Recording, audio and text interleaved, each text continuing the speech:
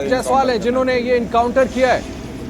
धवल साहब, स्वागत है आपका एबीपी न्यूज पर। और मैं अभी अपने सहयोगी से ये बात पूछ भी रहा था, सीधे आपसे पूछना चाहूंगा ये नौबत कैसे आई सर कि असद की तरफ से आप लोगों पर क्रॉस फायरिंग की गई और उसके बाद ये नौबत आई कि आप लोगों ने जब अपने सुरक्षा में फायरिंग करी और उसकी मौत हो गई जब हॉस्पिटल ले जाया गया।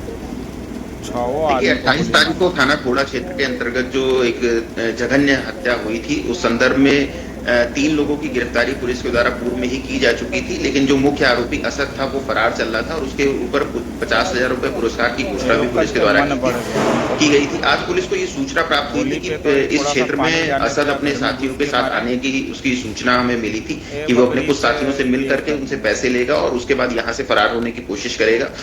इसी सूचना के आधार पर उस पूरे क्षेत्र में कॉम्बिंग की जा रही थी और बैरिकेड लगाकर चेकिंग की जा रही थी। असद और उसका साथी बाइक से आ रहे थे और पुलिस टीम के द्वारा उनको रोकने का प्रयास किया गया तो उन्होंने बैरिकेडिंग तोड़ते हुए पुलिस टीम पर फायरिंग की। प्रतिरक्षा में प्रत्युत्तर में पुलिस टीम के द्वारा भी जवाबी फायरिंग की गई जिसमें असद को गोली लगी। असद को तत्काल इलाज के लिए अस्पताल भिजवाया गया जहां पर इलाज के दौरान डॉक्टर ने उसे मृत घोषित कर दिया। असद के द्वारा जो वेपन यूज किया गया था उसको भी पुलिस के द्वारा रिकवर कर लिया गया है और जो बाइक थी उसको भी पुलिस के द्वारा रिकवर किया गया है। इस प्रकरण में अन्य सभी बच्चों की जांच पुलिस के द्वारा गंभीरता से की जा रही है। सर पेशेवर, ये तो जो आप बता रहे हैं ऐसा लग रहा है पेशेवर अपराधी की तरह, हालांकि मैं किसी पे कमेंट पास नहीं करना चाहूंगा, वो आपका काम है। वो अपने साथ बंदूक लेकर आया था जब वो पैसा इकट्ठा करने जा रहा था जो उसने पुलिस को देखते फायरिंग शुरू कर दी।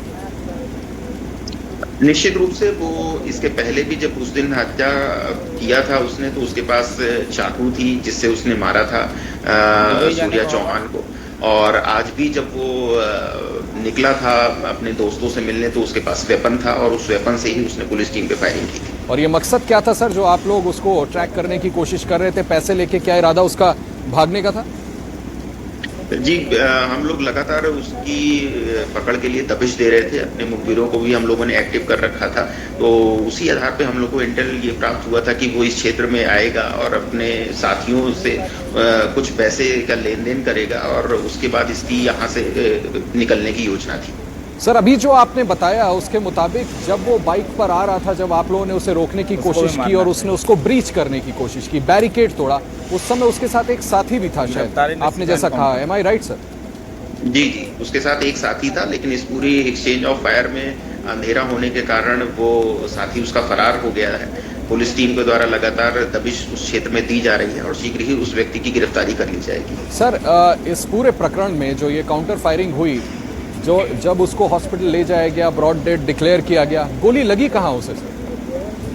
देखिए अभी ये पीएम रिपोर्ट जब आएगी स्पष्ट रूप से तो उसमें ये इन सारी चीजों का उल्लेख होगा कि एक्सचेंज ऑफ फायर में कहाँ पे गन शॉट है।